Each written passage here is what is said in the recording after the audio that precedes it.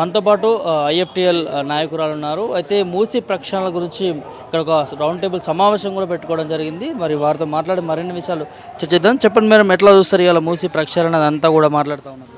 మూసీ ప్రక్షాళన అనేది హంబగ్. మూసీ ప్రక్షాళన పేరుతో ఈరోజు హైడ్రా దాడుల పేరుతో హైదరాబాద్ నగరంలో చెరువులు కుంటలు మునిగాయనే పేరుతో చేసినటువంటి కార్యక్రమాలన్నింటిలో డబ్బుల మూటలు వచ్చాక అవి ఆగిపోయినవి కూడా ఉన్నాయి. అయితే మూసీ ప్రక్షాళన పేరుతో ఈరోజు కొన్ని కోట్ల రూపాయలు వెచ్చించి అక్కడ ఉన్నటువంటి పేదలు, డబ్బులున్నోళ్ళు ఎవడు అక్కడ ఇల్లు కట్టుకోలేదు, నిత్యము జీవన సంఘర్షణ పడుతున్న నిత్యము తమ పొట్టకూటి కోసం బతుకుతున్న వాళ్ళ ఇళ్ళు మాత్రమే అక్కడ ఉన్నాయి.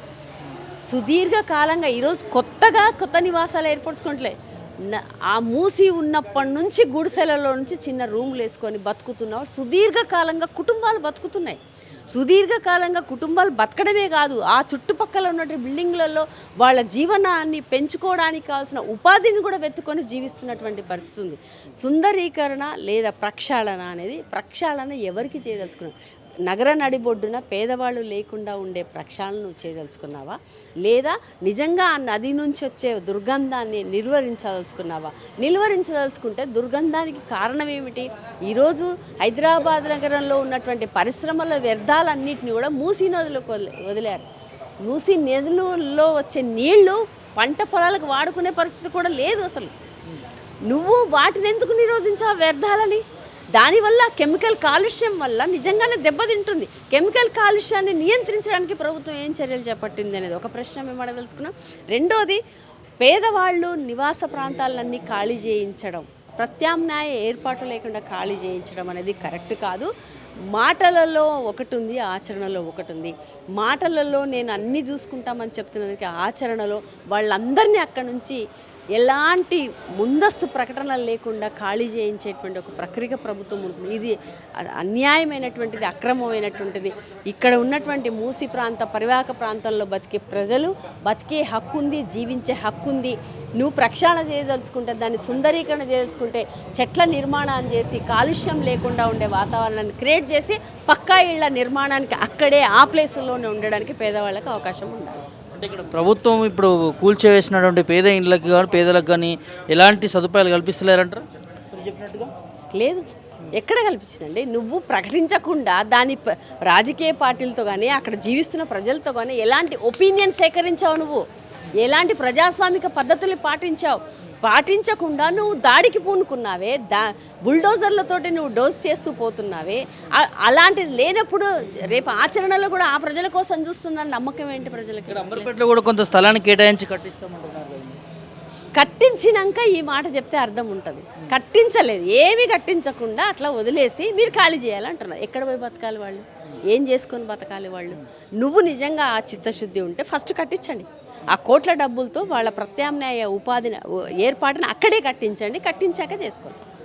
ఎందుకు మూసి ప్రక్షాళన, ఎందుకు మీ వామపక్ష నేతలు కావచ్చు, ప్రజా సంఘాలు కావచ్చు, ఎందుకు ఇంత భారీ ఎత్తున తిరస్కరించాల్సి వస్తుంది? వామపక్షాలే కాదు, ప్రజానీకం అందరు కూడా మద్దతు తెలపాలి ఆ ప్రజలకి. ఆ నిరుపేద ప్రజలు, వాళ్ళు నిత్యము రోజువారీ కూలీలతో బతుకుతున్నటువంటి ప్రజలు, అంత దుర్గంధాల్లో కూడా వాళ్ళు బతకడానికి సిద్ధపడ్డారంటే అంతకు మించిన జీవనం వేరే చోట లేని పరిస్థితుల్లో ఉన్న హీన పరిస్థితుల్లో ఉన్న వాళ్ళే నీకు ఓట్లేసి గెలిపించారే, వాళ్ళ పట్ల నీకు ఎందుకు ప్రేమ లేదు అని మేము ప్రశ్నించదలుచుకున్నాం. ఇంకొకటి ఏంటంటే, వామపక్షాలే కాదు అందరూ వ్యతిరేకిస్తారు. వాళ్ళ రియల్ కండిషన్ అర్థమైనప్పుడు అందరూ వ్యతిరేకిస్తారు, అక్కడి ప్రజలు కూడా వ్యతిరేకిస్తారు. ఈరోజు డబ్బులు గుమ్మరించేస్తే అయిపోతుంది అని పరిష్కారం అవుతుంది అని అనుకుంటే అది పొరపాటని మేము చెప్పదలుచుకున్నాం. తప్పనిసరిగా కమ్యూనిస్ట్ పార్టీలు, ఈ దేశంలో ఉన్నవి, ఈ రాష్ట్రంలో ఉన్న కమ్యూనిస్ట్ పార్టీలు ప్రజల పక్షాన ఆలోచిస్తే, శ్రమజీవుల పక్షాన ఆలోచిస్తే, పేదవాళ్ల పక్షాన ఆలోచిస్తే, అన్యాయానికి గురవుతున్న శ్రామికుల పట్ల ఆలోచిస్తాయి, ఫ్యాక్టరీలో పనిచేస్తున్న కార్మికుల పట్ల ఆలోచిస్తాయి. ఏ లాభాపేక్ష కోసం ఈ పార్టీలు ప్రజల్లో పనిచేయట్లేదు. వాళ్ళ హక్కులే కమ్యూనిస్ట్ పార్టీలు రక్షించే కర్తవ్యాన్ని తీసుకుంటాయి. ప్రజలు కూడా ఆ రకంగా రిసీవింగ్ ఉంది కాబట్టి ఆ పార్టీలు తప్పనిసరిగా ఆ ప్రజల పక్షాన్ని నిలబడతారు. ఇంకో అంశము, బఫర్ జోన్ కావచ్చు, ఎఫ్టీఎల్ కావచ్చు, వీటన్నింటి కూడా నిర్ధారణ చేసిన తర్వాతే మళ్ళీ కూల్చివేతలు ఉంటాయని చెప్పడం. రివర్ బెడ్ మాత్రం ప్రస్తుతం కూల్చివేసే ప్రభుత్వము అవన్నీ గమనించిన తర్వాత చేస్తా అంటే ఏమి గమనించకుండా చేసిన దాని మీద హైకోర్టే మొట్టికాయలు పెట్టింది కదండి. హైకోర్టును కూల్చేస్తారని హైకోర్టు న్యాయమూర్తి ప్రకటించాల్సి వచ్చింది. అంటే ఎంత గ్లేరింగ్గా అన్యాయం ఉందనేది కనబడుతుంది కదా. ఆ మాటల్లో అర్థమేముంది? మరి ఇంత నిజమే, నువ్వు అవన్నీ సేకరించాలి అని అనుకున్నావు, అవి అయినాకనే చేస్తాము, ఇప్పుడు ఆందోళన పడొద్దు అని చెప్తున్నావు. ఆందోళన పడొద్దు అని అవన్నీ చేసేది ఉన్నప్పుడు నువ్వు ముందే వెళ్ళి 2 రోజుల్లో ఖాళీ చేయండి, మీరు ఇక్కడ నుంచి వెళ్ళిపోవాలి, మీకు లేదని ఎందుకు చెప్తున్నారు? You should not do that.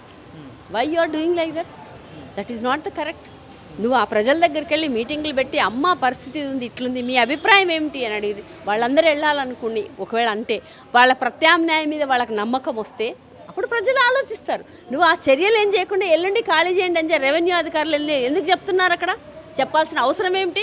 నిజంగా అవన్నీ ఎఫ్టీఎల్ బఫర్ జోన్లు ఐడెంటిఫై అయ్యాక అవన్నీ అయ్యాక అనే మాట ఎందుకు వస్తుంది? అవసరం లేదు. అది నువ్వు మాటలు అవి మాట్లాడుతున్నావు, చేతల్లో నువ్వు వాళ్ళని ఖాళీ చేయించే పనికి పూనుకున్నావు కదా, వాళ్ళలో అభద్రతను లేపావు కదా, వాళ్ళని అక్కడి నుంచి ఖాళీ చేయించమని చెప్పావు కదా. ఇది ఎక్కడి న్యాయం అంటున్నాం? ఇది ఎక్కడ డెమోక్రసీ అంటున్నాం? ఇది నియంతృత్వం కిందకి రాదా? ఎందుకు చట్టబద్ధత లేకుండానే ఇంత భారీ ఎత్తున కూల్చివేయడానికి కారణం ఏముండవచ్చు? అంటే ఇంత వ్యతిరేకత వచ్చినా కూడా మొన్నటి వరకు కూడా కూల్చివేతనే జరిగింది, ఇక్కడ పట్టణాల్లో కావచ్చు, అక్కడ జిల్లాల్లో కావచ్చు. అంటే ఒక విషయాన్ని మనం చూడాల్సింది, దీన్ని బట్టి ఎందుకంత ధైర్యం చేస్తుంది ప్రభుత్వం అనే కంటే కూడా ప్రభుత్వం వెనకాల ఎవరున్నారు అనేది ప్రశ్న. ఓట్లు ప్రజలవి, ఓట్లు పేదవాళ్ళవి, ఓట్లు శ్రామికులవి.